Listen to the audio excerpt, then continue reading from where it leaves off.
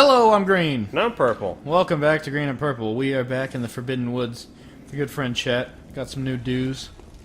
Hey, buddy. It's like, oh, those are some swift dues, bro. And that guy shot you. Yeah, man. No, I don't appreciate it. Exactly. Yeah, I bet you don't appreciate it either.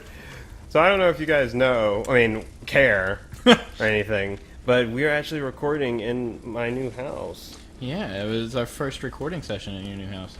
We recorded some inside on my Xbox earlier today at my house. Today has just been a fun-filled day of recording. Yeah. We've had to deal with numerous different issues. None of them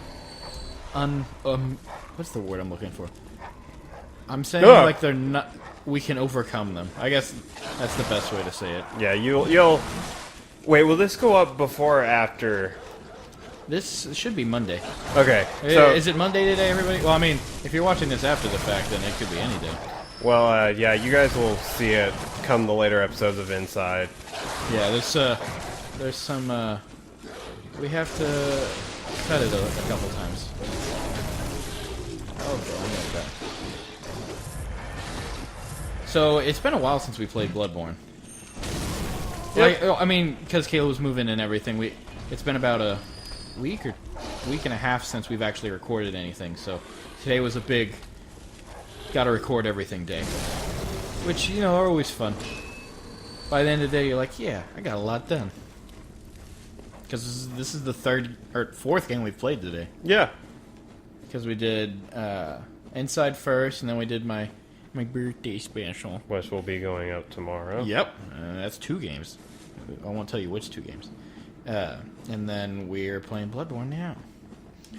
So, if you remember, we came through this way to get to another area, but we haven't actually gone into the woods very much.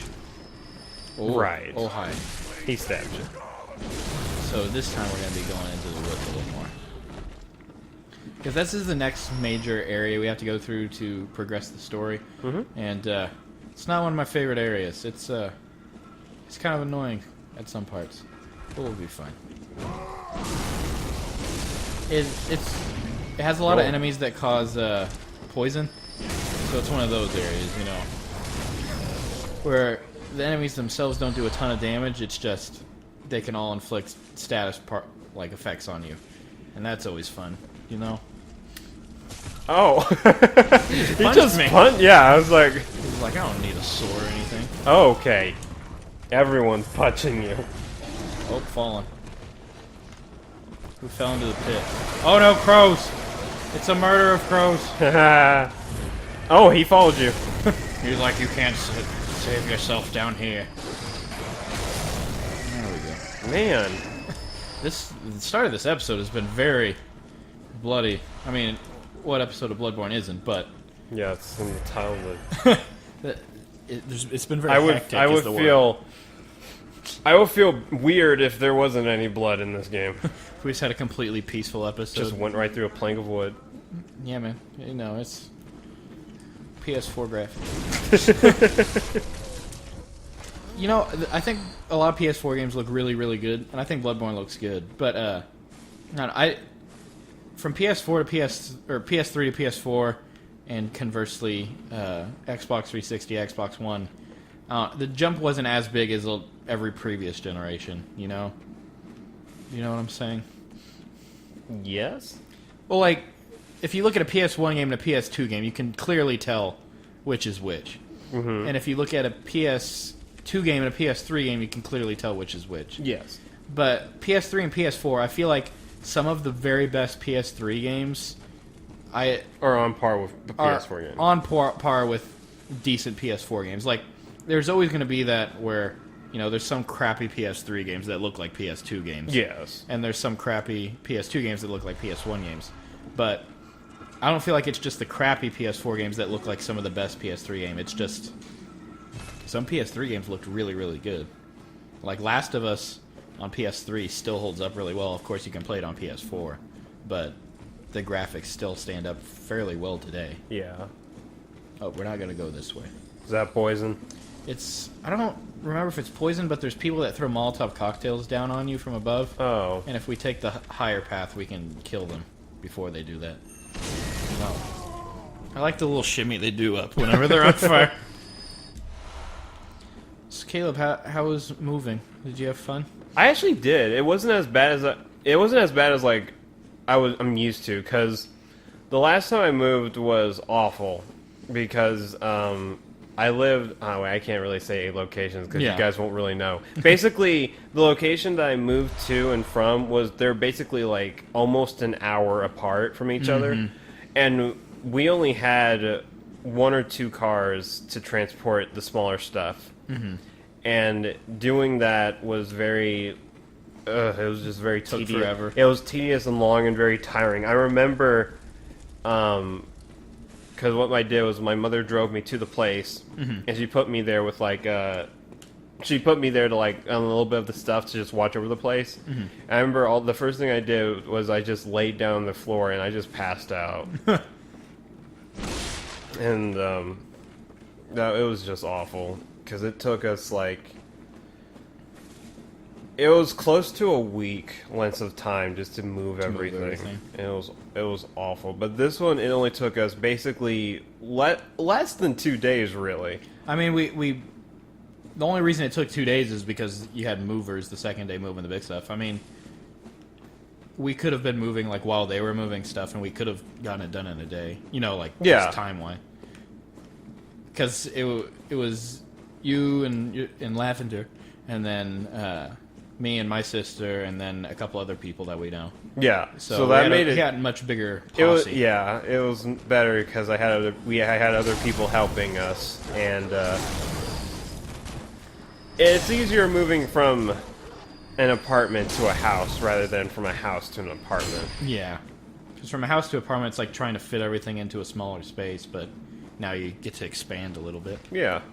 I mean, assuming you're not moving into like one of those little houses that are on the HGTV, where they're just like basically a storage unit dressed up as a house. Well, overall, I liked this move a lot better. It wasn't as stressful. It was still stressful or tense, of course, but I mean, it's still a lot of work. Overall, I had fun with it.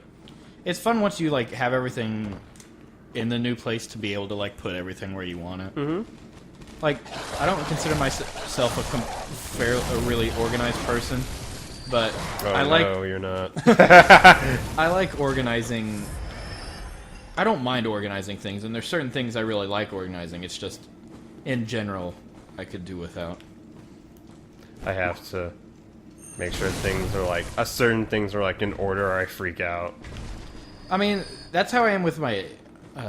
Like my games. Like if I don't know where one of my games is, I'm not happy. Because I remember I had lost, I think it was Jak 3 on the PS2. And like I wasn't even planning on playing the game anytime soon, but just like the fact that I knew I didn't know where it was upset me. And then I just kept looking for it until I found it. Because it had like fallen underneath my bed or something. It was something like that.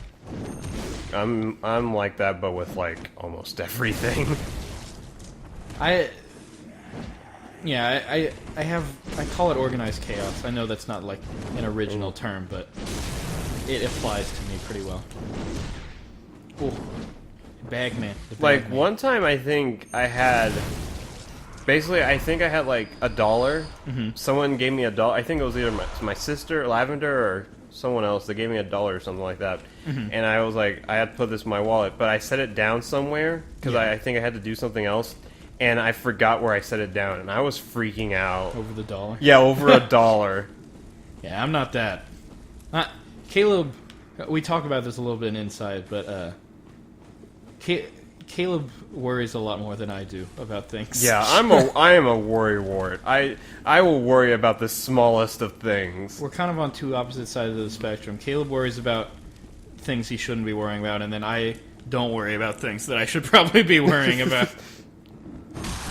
See, like that guy would just be up there throwing fire down on me.